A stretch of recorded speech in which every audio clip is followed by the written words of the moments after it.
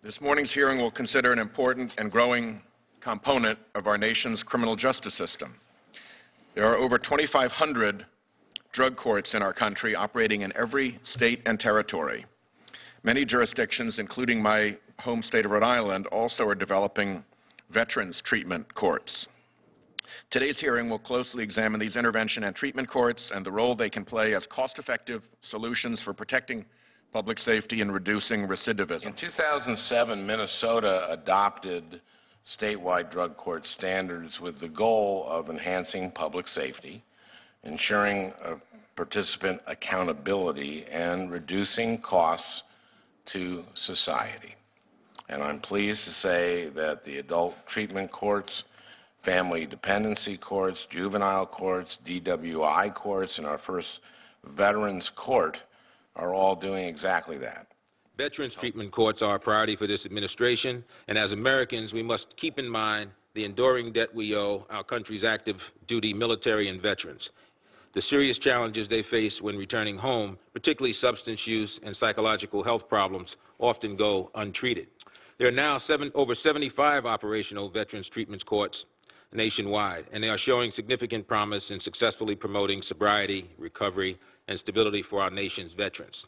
Consistent with drug courts, veterans treatment courts combine rigorous treatment and personal accountability with the goal of breaking the cycle of drug use and criminal behavior.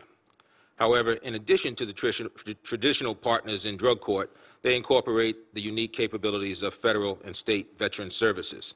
In doing so, they connect veterans court participants to the treatment and support services they need, such as treatment, medical benefits, home loans, and other services intended to help facilitate their reentry to the community.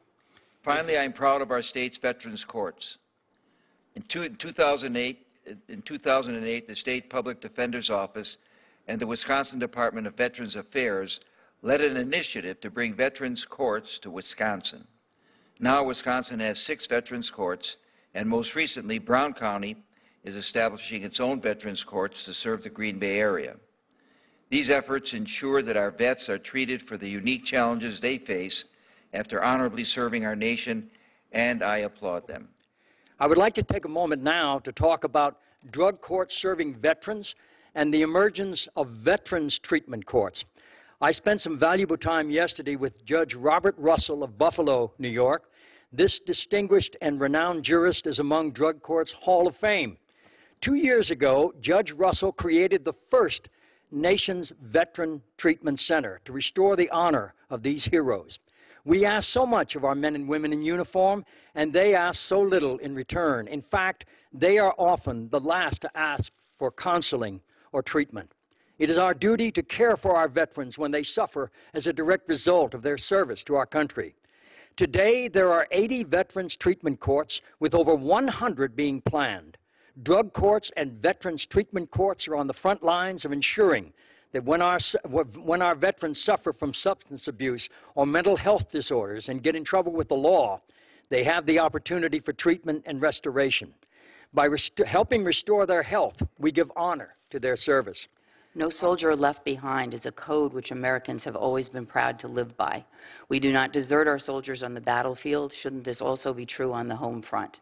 Do we not owe our returning soldiers a similar duty when they come home injured or affected in a way that causes or that has altered who they are and what they do, and especially if that injury causes or fuels behavior that puts them into the criminal justice system? These men and women were not drafted. They volunteered for this service. They put on a uniform and they followed the American flag into combat to fight and protect for the fundamental rights and privileges that we as Americans enjoy every single day.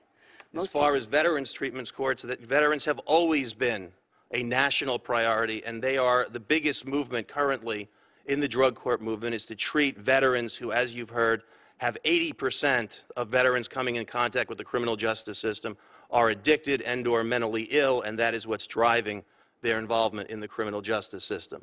So I am happy to answer any questions, and I'm happy to provide you with the proof and the scientific evidence for any of the facts that I've asserted. Thank you.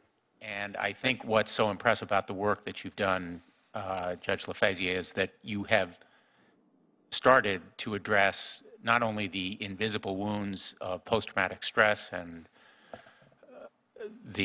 traumatic brain injury that can cause many of the addictive behaviors that result in criminal activity, but also to address the problems that are unique to veterans.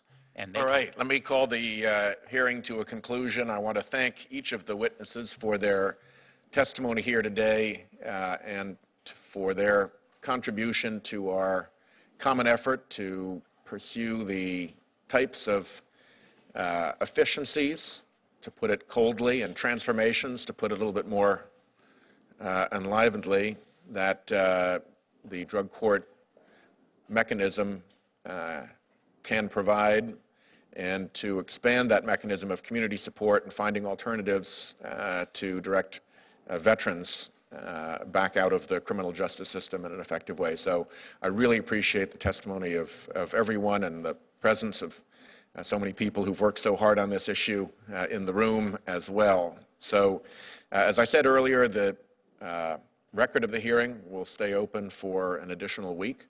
And if anybody wishes to add to it, they just simply need to send in their materials. But subject to that, the hearing is adjourned.